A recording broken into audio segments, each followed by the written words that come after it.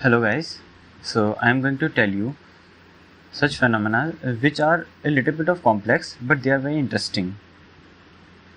So starting, I am going to discuss here three phenomena. First one is Tyndall effect, second one photon mass interaction and microwaves. So first of all we see Tyndall effect. Tyndall effect was named after John Tyndall, observed it in 19th century. ठीक है, Tyndall effect को हम Willis टिंडल scattering के नाम से भी जानते हैं. टिंडल इफेक्ट के लिए जो की रोल होता है वो होता है किसी कॉलॉइड पार्टिकल्स या सस्पेंशन पार्टिकल्स का size. Tyndall effect basically 40 to 900 nanometres particles के बीच में होता है. जब लाइट 40 to 900 पार्टिकल साइज के पार्टिकल्स के ऊपर गिरती है तब हमें इफेक्ट देखने को मिलता है. This picture is of John टिंडल. ठीक है, जॉन टिंडल और रेले स्कैटरिंग काफ़ी हद तक सेम होते हैं, बस वहाँ पर कुछ की डिफरेंसेस हैं जिनमें से एक पार्टिकल्स का साइज़ भी होता है. तो हम यहाँ पे देखते हैं कि टिंडल इफेक्ट एक्चुअल में वहाँ पे क्या इंटरेक्शन हो रही होती है लाइट और किसी पार्टिकल के बीच. क्या होता है कि जब लाइट किसी पार्टिकल पर आके गिरती है तो पार्टिकल उस लाइट की एनर्जी को एब्जॉर्ब करता है और वो अपने एक हायर एनर्जी स्टेट में चला जाता है. अब उसके लिए वो एनर्जी इतनी ज़्यादा होती है कि वो स्टेबल नहीं रह सकता. तो क्या करता है, वो उस लाइट को अपने चारों ओर इक्वली स्कैटर करता है और वो स्कैटर्ड लाइट जब हमारी आंखों पर पड़ती है हमें लाइट का पाथ विजिबल होने लगता है. अब एक यहाँ पे कॉन्सेप्ट होता है छोटा सा कि हमें कोई चीज़ केवल तभी दिखती है जब वहाँ से कोई लाइट आके हमें आँख पे पड़ती है. जब लाइट सीधी डायरेक्शन में जब जा रही थी तब उसका कोई सा भी ऐसा पार्ट नहीं था जो कि हमारी तरफ आ रहा था. लेकिन जब किसी पार्टिकल ने अपने चारों ओर उस लाइट को स्कैटर कर दिया तब उसका कुछ पार्ट हमें शो होने लग गया. उसकी कुछ लाइट हमारी आँख पर आई तब हमें वहाँ पर वो लाइट का पाथ दिखने लग गया. तो this was all about the Tyndall effect. इसके बाद हम बात करेंगे फोटोन मास इंटरेक्शन की. एक्चुअली क्या होता है कि जो लाइट होती है उसका ड्यूअल नेचर होता है. Dual nature in the sense कि लाइट एज अ वेव और एज अ पार्टिकल दोनों तरीके से बिहेव कर सकती है. तो इसी वजह से लाइट जो है मास के साथ बहुत डिफरेंट वे में मतलब काफ़ी तरीके से इंटरेक्ट कर सकती है. तो जिनमें से हम 3 पर डिस्कस करने वाले हैं.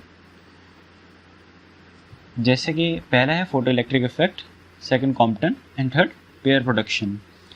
फोटो इलेक्ट्रिक इफेक्ट आपको पहला समझेंगे and I am going to discuss here only Compton effect in pair production. तो क्या होता है कि ये इनको हमने एनर्जी के हिसाब से बांटा हुआ है. जो फोटो इलेक्ट्रिक इफेक्ट होता है वो एक लो एनर्जी फेनोमेना है, Compton effect mid energy phenomena and pair production high energy phenomena. इसमें क्या इसका मतलब ये कि फोटो इलेक्ट्रिक इफेक्ट में जो हम फोटॉन्स यूज़ करेंगे वो लो एनर्जी के होते हैं.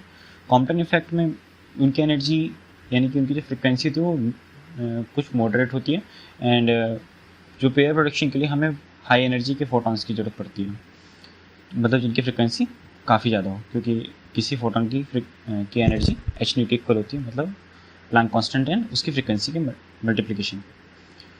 सो स्टार्ट करते कॉम्पटन इफेक्ट से.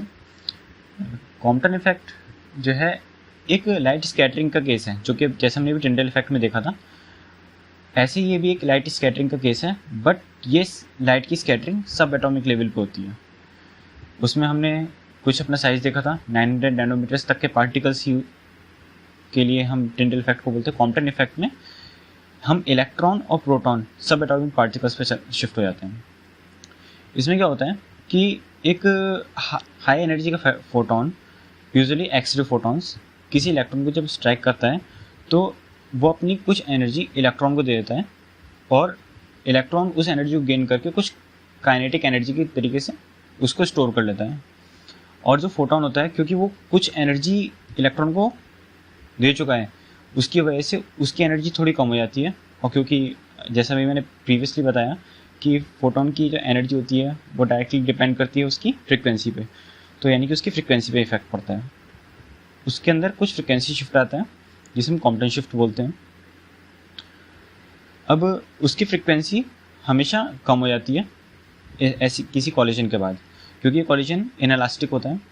इसका मतलब ये कि कॉलिजन से पहले और कॉलिजन के बाद दोनों पार्टिकल्स के बीच में, दोनों पार्टिकल्स की जो एनर्जी थी वो सेम नहीं रहती, वो कुछ डिफरेंट हो जाती है। तो ये था कॉम्पटन इफेक्ट। अब कॉम्पटन इफेक्ट जो था ये डिस्कवर किया था आर्थर होली कॉम्पटन ने।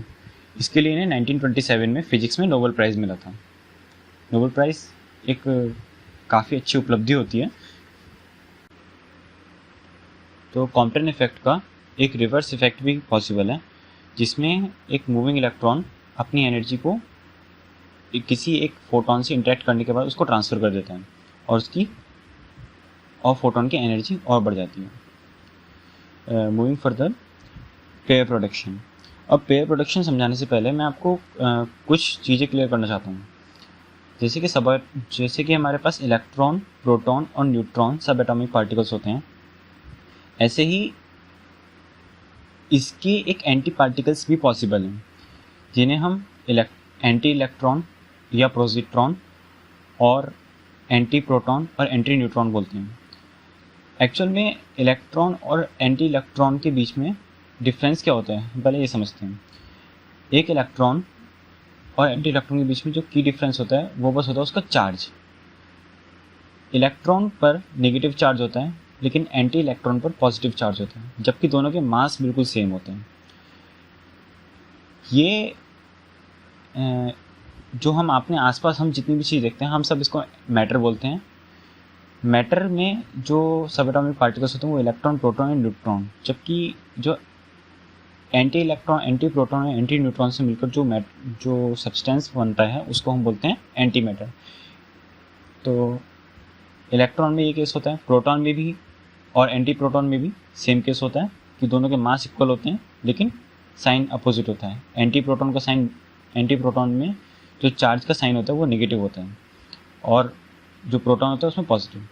न्यूट्रॉन के अंदर क्योंकि कोई चार्ज नहीं होता, लेकिन इसके अलावा भी बहुत सारी प्रॉपर्टीज़ होती हैं, जैसे कि बेरियर नंबर। किसी न्यूट्रॉन के लिए बेरियर नंबर +1 होता है, लेकिन एंटी न्यूट्रॉन के लिए बेरियर नंबर -1 होता है। ये कुछ अलग प्रॉपर्टीज़ हैं। तो यहाँ पे आपको ये बात समझ में आ जाती है कि इलेक्ट्रॉन या एंटी इलेक्ट्रॉन। अब जब एक इलेक्ट्रॉन और एक एंटी इलेक्ट्रॉन आपस में इंटरेक्ट करते हैं तो E=mc² के अकॉर्डिंग उनसे एनर्जी रिलीज़ होती है, जो कि लाइट के फॉर्म में होती है। तो यहाँ पे हम देख सकते हैं कि मास से एनर्जी कन्वर्जन हो रहा है। तो इसी का ही हम उल्टा भी कर सकते हैं, हम एनर्जी को मास में भी कन्वर्ट कर सकते हैं बाय पेयर प्रोडक्शन। अब पेयर प्रोडक्शन के लिए इसके लिए कुछ एक नेसेसरी कंडीशंस होती हैं, जैसे कि जिस फोटोन को आप इलेक्ट्रॉन, एंटी इलेक्ट्रॉन में या पेयर में कन्वर्ट करना चाहते हो, तो उसकी एनर्जी E=mc², यानी कि दोनों के उसके इक्वल होनी चाहिए, थ्रेशोल्ड की इक्वल होनी चाहिए, जिसे हम approximately 1.02 million electron volt consider करते हैं। अब पेयर प्रोडक्शन में क्या होता है कि एक हाई एनर्जी का फोटोन, वेरी हाई एनर्जी का फोटोन आके किसी हैवी न्यूक्लियस से टकराता है। अब न्यूक्लियस क्या करता है कि इसकी एनर्जी को एब्जॉर्ब करता है, और न्यूक्लियस की भी अपने अंदर कुछ रिएक्शंस होती हैं, उनके अंदर कुछ इंटरेक्शंस होती हैं। इसके ऊपर बहुत सारी थ्योरीज हैं, जिनमें से सबसे फेमस जापान के साइंटिस्ट युकावा की है। तो इनकी अपनी अलग इंटरेक्शंस होती हैं। तो क्या करता है कि इसकी वजह से एक इलेक्ट्रॉन और एक पॉजिट्रॉन का पेयर जनरेट होता है। ये पूरी हम जब कभी हम लैब्स में या जब कभी इन्हें साइंटिस्ट वगैरह करते हैं, तो इसे हम एक क्लाउड चेंबर के अंदर करते हैं। क्लाउड चेंबर में इलेक्ट्रिक और मैग्नेटिक फील्ड्स को हम कंट्रोल करते हैं, जिसकी वजह से हम इलेक्ट्रॉन और पॉजिट्रॉन को सेपरेट रखते हैं, जिससे कि वो वापस फिर से इंटरेक्ट करके लाइट में कन्वर्ट ना हो जाए। अब क्या होता है कि अगर हम क्लाउड चेंबर का अगर हम यूज़ नहीं करें, तो फिर से पॉजिट्रॉन इलेक्ट्रॉन से या जो एटम के आसपास ये जो इलेक्ट्रॉन्स हैं इन सब से इंटरेक्ट करके फिर से लाइट में कन्वर्ट हो सकता है। तो हम क्या चाहते हैं कि हम दोनों कंजर्व रहें, इलेक्ट्रॉन और पॉजिट्रॉन भी। तो इसलिए हम यहाँ पे हम एक क्लाउड चैम्बर का यूज़ करते हैं। सो ये सब था आपका पेयर प्रोडक्शन के बारे में। हाँ, इसमें भी पेयर प्रोडक्शन में भी 1948 में नोबेल प्राइज़ मिला था। मूविंग फर्दर, अब मैं आपको माइक्रोवेव्स बताने से पहले ये एक चार्ट है पूरे इलेक्ट्रोमैग्नेटिक स्पेक्ट्रम का, मैं आपको वो शो करना चाहता हूँ। यहाँ पे आप देख सकते हो माइक्रोवेव यहाँ लाई करती है। सो यानी कि ये आपकी जो, क्योंकि यहाँ पे फ्रिक्वेंसी इस तरीके से इंक्रीज़ हो रही है, तो यहाँ पे आपका आता है विजिबल लाइट स्पेक्ट्रम। यानी कि जो माइक्रोवेव्स होती हैं उनकी जो फ्रिक्वेंसी होती है वो विजिबल लाइट से कम होती है। हमें यहाँ पे एक बात क्लियर हो जाती है। अब जो माइक्रोवेव होती हैं तो उनकी हमने एक फ्रिक्वेंसी रेंज डिसाइड की हुई है जो कि होती है 300 मेगाहर्ट्ज से 300 गीगाहर्ट्ज की। माइक्रोवेव जो होती हैं वो लो फ्रिक्वेंसी इलेक्ट्रोमैग्नेटिक रेडिएशन होता है, ठीक है, as compare to visible light. अब इसका आप आइडिया ऐसे लगा सकते हो कि एक माइक्रोवेव की जो हाफ वेव होती है वो अप्रॉक्स 6.12 सेंटीमीटर की होती है इन माइक्रोवेव ओवन, जिसे हम अपने घरों में यूज़ करते हैं कुकिंग के लिए। तो इसकी जो वेवलेंथ होती है वैसे 1 मीटर से लेकर 1 मिलीमीटर तक रेंज करती है। माइक्रोवेव्स के अंदर एक और प्रॉपर्टी होती है कि ये जब मूव करती हैं तो ये लाइन ऑफ साइट की डायरेक्शन में मूव करती हैं। यानी कि अगर आप इन्हें जिस डायरेक्शन में भेजोगे बिल्कुल सीधी चलती चली जाएंगी, इनके ऊपर कोई किसी चीज़ का ऐसे सच इफेक्ट नहीं पड़ता। अब यहाँ पे हम डिस्कस करने वाले हैं माइक्रोवेव का जनरेशन, कि माइक्रोवेव बनती किस तरीके से। ये एक पार्ट होता है जिसे हम बोलते हैं मैग्नेट्रॉन। मैग्नेट्रॉन का यूज़ हम जो हमारे घर में जो माइक्रोवेव ओवन होते हैं उसके अंदर इसका यूज़ किया जाता है माइक्रोवेव्स के जनरेशन के लिए। मैग्नेट्रॉन बेसिकली वर्क करता है एलसी ऑसिलेशंस पे। एलसी ऑसिलेशंस क्या होते हैं? इलेक्ट्रॉनिक्स के अंदर जो कि छोटी क्लास के बच्चे हैं उनके लिए, कि जो एलसी ऑसिलेशंस होते हैं, हमारे इलेक्ट्रॉनिक्स में दो कंपोनेंट्स होते हैं, एक होता है इंडक्टर और एक होता है कैपेसिटर। दोनों के दोनों जो है एनर्जी को अपने अंदर स्टोर रखते हैं। इंडक्टर मैग्नेटिक फील्ड्स के तरीके से, मैग्नेटिक फील्ड्स के फॉर्म में, एंड कैपेसिटर इलेक्ट्रिक फील्ड के फॉर्म में। अब क्या होता है कि जब ये जो मैग्नेट्रॉन होता है इसको बहुत हाई ये जो मैग्नेट्रॉन होता है इसको बहुत हाई वो अप्रॉक्सीमेटली 240 वोल्ट्स AC होता है। यानी कि इसको अराउंड इसके 10 टाइम्स की ज़रूरत पड़ती है, जिसको हम एक स्टेप अप ट्रांसफार्मर की मदद से कन्वर्ट कर लेते हैं 240 वोल्ट्स AC को 2 किलो वोल्ट्स में। तो इसमें क्या होता है, जो एक LC सर्किट होता है वो ऑसिलेशंस जनरेट करता है। अब वो ऑसिलेशंस स्टेम में जाती हैं, यानी कि जो एक्चुअल में जो करंट है वो ऑसिलेट कर रहा है वो स्टेम में जाता है। अब इस स्टेम में क्या होता है कि एक फिलामेंट होता है जो कि हीटअप होता है, ठीक है। वो फिलामेंट जब हीटअप होता है तो उससे इलेक्ट्रॉन्स निकलते हैं। वो इलेक्ट्रॉन्स को हम यहाँ पे जो मैग्नेट्स लगी होती हैं, मैग्नेटिक प्लेट्स, हम उनकी मदद से हम उन्हें एक्सेलरेट करते हैं। अब ये एक प्रॉपर्टी होती है कि जब किसी भी चार्ज्ड पार्टिकल को एक्सेलरेट किया जाता है तो वो इलेक्ट्रोमैग्नेटिक रेडिएशन को इमिट करता है। जब उसको हम एक्सेलरेट करते हैं तब उनके एक्सेलरेशन की वजह से, क्योंकि उन इलेक्ट्रॉन की भी अपनी एक अलग से स्पेसिफाइड एनर्जी होती है, उस एनर्जी के करस्पॉन्डिंग इलेक्ट्रोमैग्नेटिक रेडिएशन जनरेट होता है, जो कि in this case LC oscillations की वजह से माइक्रोवेव्स होती हैं।